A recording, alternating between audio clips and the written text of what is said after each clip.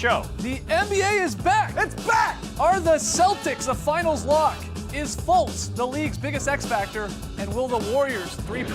Shaquille O'Neal is here to give us his thoughts on rig nights, Jimmy Butler, and to probably do something weird. And will Luka Doncic run away with the Rookie of the Year honors? It's Tuesday, October 16th. The starter starts now.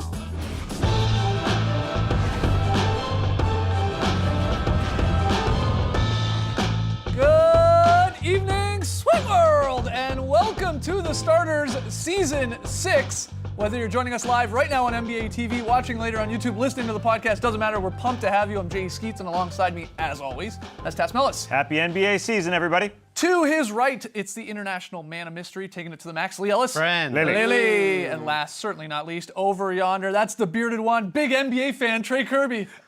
Hey, yo! TK, what's up, my man? Well, Skeets, I'm here at the internet looking for your best tweets at hashtag the starters. And guys, you mentioned it, the NBA is back! Woo! And so are the starters. Skeets, you're right. Season 6 here on NBA TV. Over the years, we have had so many great guests. Just last year, we had Spud Webb and one of the greatest WNBA players of all time, Candace Parker. In the past, we've had guys like Guy Fieri. We'll basically have any celebrity on this show, which brings us to today's question. Who is your dream starters guest for this season? Let's keep it realistic here because, yeah, we would love to have LeBron on this show. It just hasn't happened yet. Same thing with Michael Jordan, though All-Star is in Charlotte this year. Maybe that's our chance, but I'm going off the board. How about Neil deGrasse Tyson? No idea if he's a basketball fan, but I'd love to hear the physics behind a wedgie and what we as humans can do more to see more of them in 2018. But we want to hear from you, so let us know on Twitter, who is your dream guest for the starters this season? Send us your best tweets to hashtag the starters. We'll send out some feelers. All right, get those tweets in. Well, guest season is actually starting early here because Shaquille O'Neal is going to join us live in studio Starting later. off pretty well. Yeah, big for sure. We'll also play a little Lock It In, but first, basketball. Yes, the 73rd NBA season tips off tonight. It's finally here. The real games. We got a sexy doubleheader on TNT. 76ers and the Celtics, followed by the Thunder and Warriors. So to get in to these two games of the NBA season, let's play a little true or false. The NBA fan over there, TK, has got some cues for us. That's right. After taking the Cavs to 7 games in the Eastern Conference Finals, the Celtics brought everyone back, got them healthy, and are the favorites to come out of the East this year. But is it possible they have too many good players? Only time will tell. True or false? The Celtics are a finals lock. Ooh. They're a finals lock. What's their biggest hole? Exactly that there's too much talent, that they might have an injury. It's a good problem to have. Well, that tells me that they, all things considered equal, or all things being equal, yeah, they should be the ones that come out on top. I don't see why they shouldn't be the ultimate favorite. Give Brad Stevens and that team 82 games, and they should figure it out. Because They should. Yeah. But that's ignoring any potential hiccups along the way. Like, look what happened last season on opening night. They lose their biggest free agent signing. Kyrie Irving then goes down. That can happen to any team. No, any but player. that's why for me they're not a lock. Tough to say lock. Yeah, because Okay, so no one's ever a lock. No, Yeah. but if you look at some of the other teams in the Eastern Conference, the Sixers and the Raptors, they're both teams that also believe they're a lock to make the finals. So I think on paper the Celtics have the best team, but Brad Stevens has got a few things he has to figure out, because we talk about having a good problem that he's got all those players, but ego's going to come into this at some point as well. One guy's going to be on the bench a little bit too long. He's not getting enough shots. Will he still be a team player if he's getting a reduced role? Now that could be someone like Marcus Morris, who was very good for them last year. Maybe Tatum has a bit of a sophomore slump. You don't know. So I think they're the favorite, but I certainly wouldn't lock it in. I think you're going to have Tatum have a sophomore slump. You can have Kyrie Irving go down for a couple of months, and they still should be the team at the end that's there. Because last year, they had 4 returning players, and they still win 55 games and get to the Eastern Final. You give him a full season now, I think there is a good chance that the Raptors could be the #1 seed. Kawhi could be the MVP, right, because they're the better team to start the season for me, because they have that recipe that's already in place. You said there's some questions there. The Raptors already kind of have the formula. They have an easier schedule, so maybe they get the 1 seed, but to me, the Celtics are the team. Yeah, I mean, that's the thing. With the Raptors, there is a huge question mark of what type of Kawhi are you going to get, and can you get him for 82 games? And is he going to play at an MVP level? With the Celtics, the question is, you guys sort of said it, it's what is the rotation? Are any of these guys like Jaylen Brown, Terry Rozier, Marcus Smart, are they going to be upset because maybe they do see a reduced role because you got a healthy Hayward, because you have a healthy Kyrie? And then can those two guys, your star players, the guys I just mentioned, can they stay healthy? I mean, Hayward, that looked to be a real fluke injury, a gruesome leg injury, ankle injury there, 5 minutes into the start of last season. You hope you don't see that again tonight. But Kyrie is a guy who has had an injury, the knee injuries over the past, so that could come up to play again. But I don't go lock. Because I have too much faith in the Raptors, and I think the Sixers are going to be in the mix first as show well. of the season. First show of the season. I'm already waving the homer God. flag. But not a lock, but, I mean, you make a great case for the Celtics, and you'd be shocked if they're not going to be one of the final 4, if not 2 teams standing, right? All right, Trey, next one. Just a hint, if you root for every team, your team always makes You're the the finals. ultimate homer. That's right. Here we go, all 30 teams. Anyways, after playing just 14 games in a drama-filled rookie season, last year's #1 pick, Markelle Fultz, is Philly's starting shooting guard heading into this season. That's right, shooting guard. They've trusted the process so far, guys, but tell me, true or false, the 76ers' success depends on Markelle Fultz. I think this is true. You were about to say false. I was going to say false. I think it's true because I look at success meaning the Sixers are going to be better than they were last year. And it was a good team last year. 52 wins. They ended on a tear there, winning the last 16 games. But they got, they flamed out in the second round. So success to them, I think, is getting further, getting probably more wins, getting better. Going good to great. Yeah, and they need a third star. They need a third star to pair with Simmons and Embiid, in my opinion, to do that. And that probably has to be Fultz. Maybe it's Saric, but it's got to be one of these guys, and Fultz is the most likely guy. He's the #1 pick, and now he's into the starting lineup. So yeah, for them to be more successful, Fultz has to start playing like a borderline all-star guy. I think there are other ways to get there. It'd be nice if Fultz just steps up and becomes a superstar, but I think he could be a solid, 4th or 5th player on their team. Right. If Sarge steps up, if Ben Simmons becomes a superstar, because there's lots of room for Ben Simmons to get better. Yeah. Undoubtedly. Yeah, he had a 1-point game in the postseason. He can be a better scorer. He can be a better everything. They can be a better team if Simmons has to be a contributor. I'm sorry, not Simmons. Fultz has to be a contributor on this team. But there are other ways for them to become great without Markelle Fultz being #1 pick worthy. Markelle Fultz has looked a lot better in the preseason, obviously, than we saw from him last season, but it's a whole lot different when you get into the regular season, particularly playing as a shooting guard as he's going to be there tonight. If I'm the Sixers, you just want to see some sort of confidence and improvement first. I wouldn't put the whole success of the franchise on his shoulders at this point. To me, it's down to Simmons and Embiid. They're superstars. They should be both in the All-Star game this year and contending for all NBA spots. It's whether or not Ben Simmons has added something to his game, particularly a reliable jump shot, because that's what then that elevates them, right? Well, of course, that's what all superstars do in the off-season is they become better in something. And Joel Embiid, he had a fantastic season last year, but what's he going to do now with the expectation? He's going to have more pressure on him defensively. How's he going to deal with that? So to me, you're looking at those two players because they're absolute superstars already to take a next level. Whatever you get out of Fultz is going to be a bonus early on. If he can become a good contributor, then that's fantastic. But I wouldn't put, based on what we've seen so far from his first season, put too much stock in what you're going to get out of him this season. Do you think it's very quickly here? Do you think it's interesting, though, that they have inserted him into the starting lineup here? And they had one of the best starting 5s in the league last year with Redick and with your superstars and the other guys around him. And now, they're changing it up here. Yeah, there are some reports out there. Kyle Neubeck reported that he could start games and then second half come off the bench. Yes, right. Which is really, really interesting. I think the whole thing points to the Boston Celtics and that J.J. Redick was getting torched by all those 5 guys out there that could all score. And now you put in Markelle Fultz, who's a big boy alongside Ben Simmons. A couple good defenders. He just has to be, to me, he has to be like a 10-point guy, a game, 10-point a game guy, and play some defense. And then, things are fine. I think he just has to contribute. And then everybody always overlooks Dario Saric. That guy could be a star, too. Great show of confidence, though, from Brett Brown to go with Fultz tonight. Put him in there. I think that's really good. On the grandest stage here. The whole first game of the entire season. All right, Trey, final one here. Final question. Just like last year and the year before that, the Golden State Warriors are coming into the season as championship favorites. They've won 3 of the last 4 Larrys. They added DeMarcus Cousins in the summer, and they're already generating best team ever buzz. True or false? They might as well just cancel the season because the Warriors are going to three-peat. Call it off.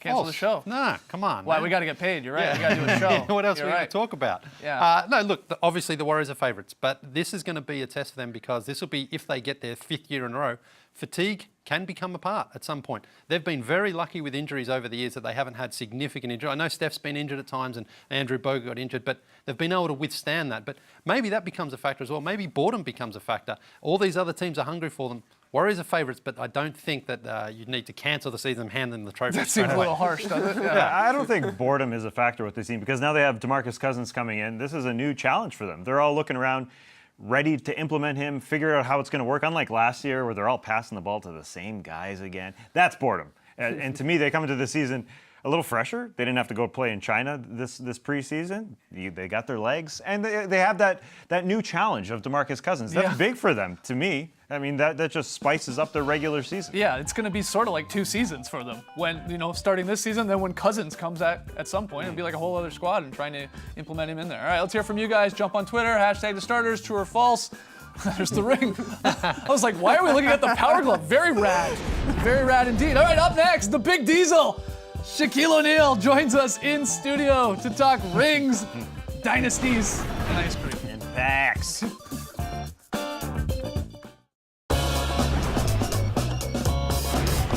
Our first guest of the season is a big one. I'm the first guest? First guest, what's our first show? All right, I'm telling you now. Next time I come here and I don't see a Shaq picture, I'm tearing the studio down. Wow, there it is. Shambles, I'm telling you now. Yes, there he is. I'm going to rip the whatever that is, the cement. It's very flimsy. Yeah, it I won't think you'll take take much it down, to no rip down. problem. All right, 15-time All-Star, 4-time NBA champ, good friend of the General, Hall of Famer, Shaquille O'Neal. I miss you guys. What's happening? How you doing? How's the summer? Summer was excellent. How's He's Sharif, good. real quick? He's fine. Thanks for asking. That's great. Yep, All he's right, well, fine. we got a few basketball cues before we Let's have a little do it. fun with you.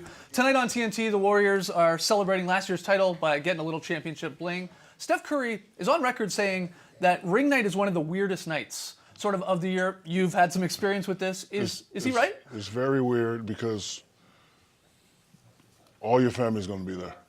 They want to know, are they getting their rings too? Right. Relatives are calling. Friends are calling. So, the usual ritual that you go through to get prepared for a game, that's not happening today. So, and then you can't sleep.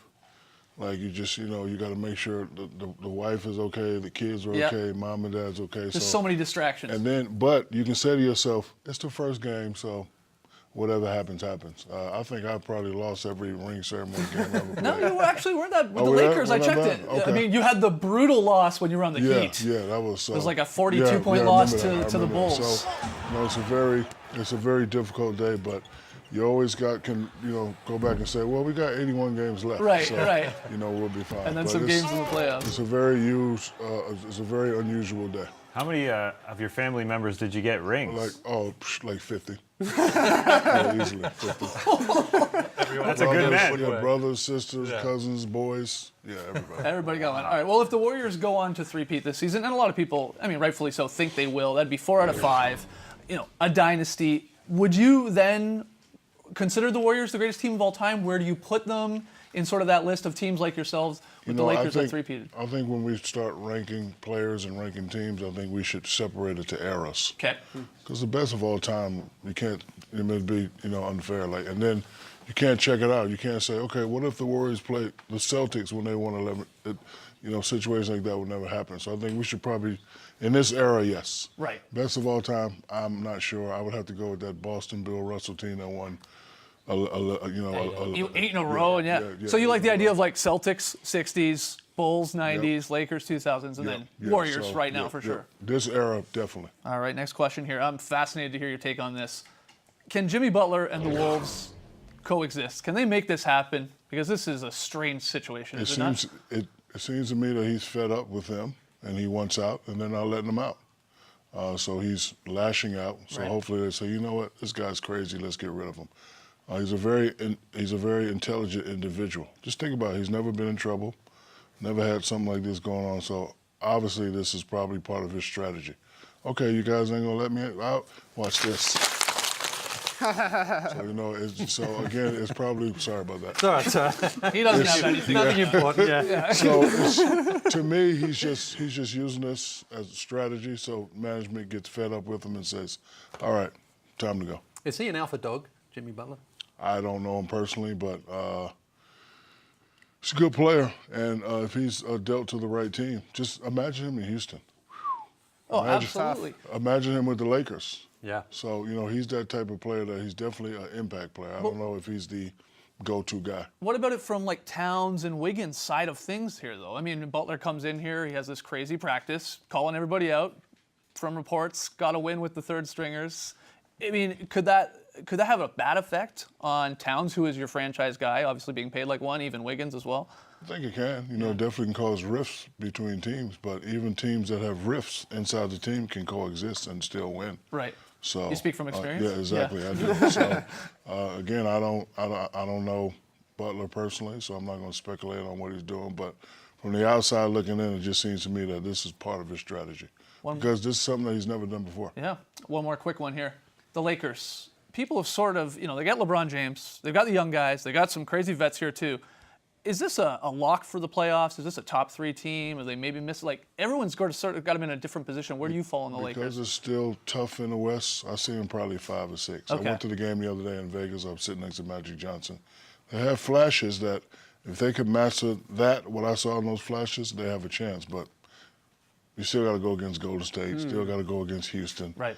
You know, and all those other teams. He's definitely going to win over 47 games. And, you know, they definitely will make the playoffs. But it's going to be tough to beat the mighty Golden State Warriors. All right, before we let you go, every time we have you on the show, something weird, let's be honest, something weird sort of happens. And I'm talking about, you know, you had a nice... Wasn't weird. Well, That was nice for me. that was very nice for Yeah, Trey. it You were wasn't too stroking weird. Trey's beard. He's got a friend. I unfortunately got the wedgie way back in the day. Still hurting from that one. So we want to keep the weird tradition alive with Shaq on the show. And we've decided, I really don't know why, but we want you to turn Lee Ellis here, the Australian, into an ice cream sundae. I'm not going to do that. Wow. You wouldn't do that to him Respectful. No. Thank you, We're Shaq. starting the Thank season you, off thank on the you. right I'm not foot. going to do that. because you don't want to make a mess? No. Because you're not it's hungry? Because it's the first day and I respect this man so much. Why do you respect Lee? I do. You want me to turn him into a sundae? Yeah. Like put the whipped cream? I'm not going to do that. I'm not going to do that. He's too kind. You're organizing them. I don't even know, I feel how, like it might happen. I don't even know how to work this whipped cream. How do you work this, Carl? It doesn't work. We got I don't 20 know how to work this stuff. Oh, okay. Well, there it is. We tried. Lee. And his shirt. I don't want to get syrup on his shirt, on his shorts. I haven't got a I spare don't want pair to of do that. shorts, man. I don't want to do that. You wouldn't want to do that. No, Are you married? Be very Are you Yes, I'm married? married, yes. All right, so let's go back to your wedding day. Congratulations! Congratulations, you're being Well, in married. that case, I'll take this home tonight. And, you know, since you're the man, since you're the best guy on the set, I'm going to put a cherry on it. Thank you, thank you. There it is. Australian ice cream sundae. No, But you wouldn't do that. He's too kind. I wouldn't do that. I Shaq, we respect appreciate you. brother. We appreciate you coming Thank by, you very man. much. All right. Love Skill you O'Neal. guys. Lots more still to come on the starters tonight when we return. Everybody hungry? We will get into whether or not Luka Doncic should be the Rookie of the Year favorites and a whole lot more. He's crazy. First day. I know.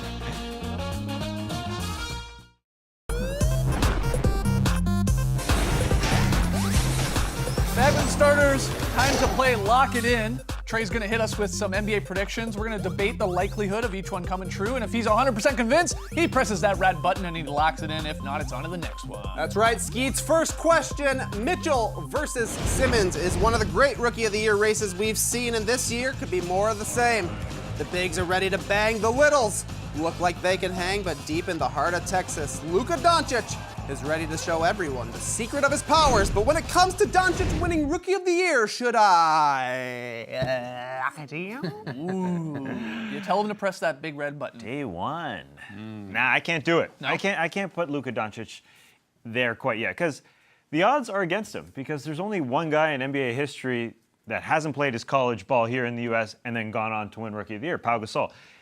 That being said, if there is one guy who could do it, it's probably him because he's definitely the most ready player in this class. Right. I mean, one of the most ready players to come from overseas. But I want a DeAndre Ayton to win this thing. I want the big ball to be back in this league. Why not? There's lots of room out there for DeAndre Ayton. Are you just to saying make that it because we had Shaq on? The big guys to excel here. Yeah, I mean, I'm sort of with you, Tass. Like, Doncic, he is the best European prospect we've ever seen. He was EuroLeague MVP when he was 19. Yeah.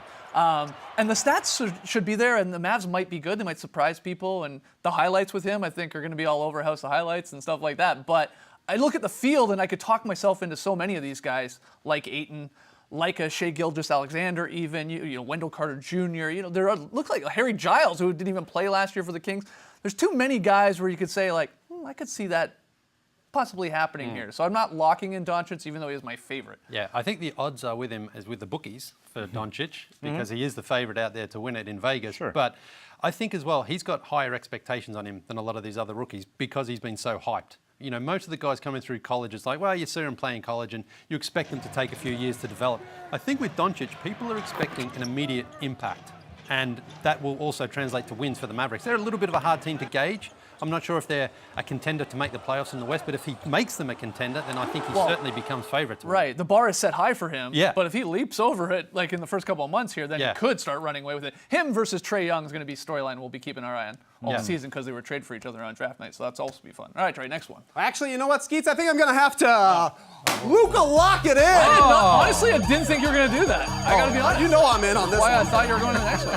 Big Luka. He just wanted to do the dance. That's Yeah, what it's it was. 100% for the dance. But honestly, you guys mentioned it. Great situation, tons of highlights. I'm 100% in on Wonder Boy. Moving on, literally 0 games have been played this season, but that won't stop people from trying to get Kevin Durant out of Golden State. He can become a free agent in summer 2019, and you're already hearing that KD might think NYC is A-okay. Guys, is this really Kevin Durant's last season as a Warrior? Should I lock it in? Lock it in. Do not lock it do in. it. No, Talk it. no. Hey, talk it into existence. Talk it like I Do you lock it. want Kevin Durant to stay on the Warriors? You don't. Yeah, you don't. I want to see if this dynasty lasts. I think you can lock it in. We just got done joking about whether or not we should cancel the NBA season because the Warriors are so good. Don't you want some competitive balance back in our life? You make But a how do point. you know? How do you know they win? They're not gonna. It's not a Well, lock they're in the that they're odds-on gonna win. favorites. I'm Well, saying. they could have lost last year. I think you lock it in that he's not leaving either way. If You they think- win Well, or if they lose. If they lose, I think he leaves. But if they win, there's no way he's going to leave the possibility of a four-peat on the table. He's not going to walk away from that once-in-a-lifetime opportunity. If they lose, then he's like, you know what, I've won 2. Maybe I'll go somewhere else and try to rehabilitate his image a little Yeah, bit. you imagine he went to the Knicks? Yeah. I mean, it would be like LeBron when he went to the Heat, everybody sure. hated him, then he goes back to the Cavs and gets Won them the a title, and championship, everyone loves him again. Durant could have that happen if he sort of took that route, but I Would he go think- back to OKC, do you think? talk it into existence. If they lose, he's going back to the team that he loves, the team that he's loved the most, to try and win it again. Trey? I like what you're selling, Skeets, so I'm gonna have to. No. Can't lock it in. Too early. We're not talking about Kevin Durant leaving before he's played a single game this year. Can't do it. Tomorrow. We'll lock it in tomorrow. That's right. Pick up Payoff Madness coming back. Are the Warriors one more title from being called the greatest dynasty of all time? Do the Celtics have too much depth? Should Markelle Fultz be in the starting lineup? Hey everybody, I'm Jared Greenberg, and coming up at 6:30 Eastern, 3:30 Pacific, we're talking with the newsmakers and news reporters with opinion, perspective, and predictions. This is the season premiere of 10 Before Tip, presented by Ford. See you at the bottom of the hour. Who is your dream starters guest this season? Trey, what do you got? Perfect answer from Callum, who says Biebs, so he could teach the perfect stare down. You know what that means. It's the first show of the season. Yeah. And Bieber's back, baby! Cross him up. Cross him up. Hey, he's a married man these days. Still? Not going anywhere. To the left. Oh, tough finish, the stare down. Would love to learn it. All right, the pick and plays back. Everybody taking the Celtics at home tonight versus 76ers. Can't wait for basketball. Stay tuned for 10 Before Tip with Jared Greenberg coming up next. And we'll see you tomorrow, 6 p.m. Eastern. Yep, thanks for joining us, folks. And remember, if you want Jared Greenberg's plaid jacket, stay tuned.